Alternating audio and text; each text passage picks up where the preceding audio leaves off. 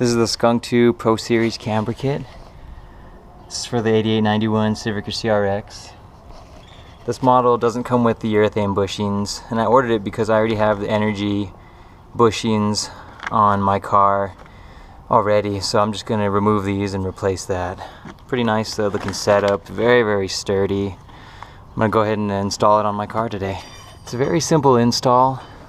I'm not going to remove the whole knuckle, there's really no need to. If you can get this ball joint loose, and then the two bolts which go to the top of the engine bay, you're going to remove these two nuts as well. That way we can drop the upper control arm. And we're just going to slide it around the actual shock and then unbolt it so we can get the new camber kit in, bolt it up. And these are all the tools that I'm using today.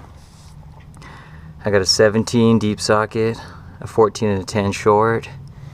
I have two extensions, a 14 wrench, a 19 wrench. The wrench is only for my ball joint separator. And that's pretty much it. It's a pretty quick job today. First, let's go ahead and get these two 10mm bolts removed, and then let's work on getting this ball joint separated. After you have the shield removed, go ahead and pull the cotter pin and loosen up this 17mm nut and slide it down and get your, we're going to use this ball joint separator right here, and that's what I have the 19 for. I'll put it on there, and that'll crank it and pop the joint up.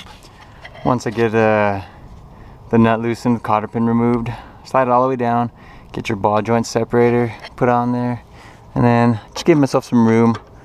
That way I can go ahead and crank it. It's eventually going to pop up. When I got mine off, it actually came out really easy. It didn't take me much longer by the time I shut the camera off. So this one's ready to go. All I need to do is remove those two 17mm nuts. I'll be able to slide the back down. Then we're just going to loosen those two up. Then we're going to also take those off, and then we're just going to slide the new camber kit into place. Go ahead and remove these two 17mm nuts next. What I did next, just kind of pull your knuckle to the side, and there you go, pops right out. Now the reason I say we have to undo those two nuts and bolts, because you can't take this out. I could have taken the suspension out, but it really wasn't necessary. It would have just created more work, and this is a lot easier to do, and plus I already have the urethane bushings installed. What I'm going to do next, get my 14 wrench on the nut side, and then I have the ratchet and socket on the actual bolt side. I'm going to go ahead and remove those. And after you have both those loose, you can just kind of separate it from the two bushings. Now I'm going to slide the new camber kit into place and then bolt it right back up. And this is the side-by-side comparison. Got the Skunk2. This is actually a new one I just placed on the car not even a month ago. And we're going to go with the adjustable one now, so that way I can get a little bit of a correction on my camber from the car being lowered. That's pretty easy.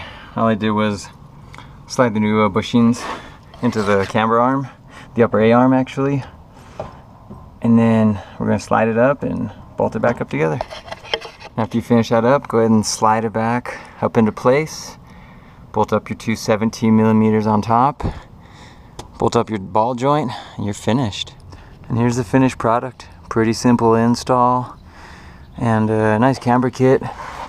The mounting points are actually on the bottom, so it's a lot easier to get to than some that have the heads on top of the actual ball joint. This makes it so much easier to get to.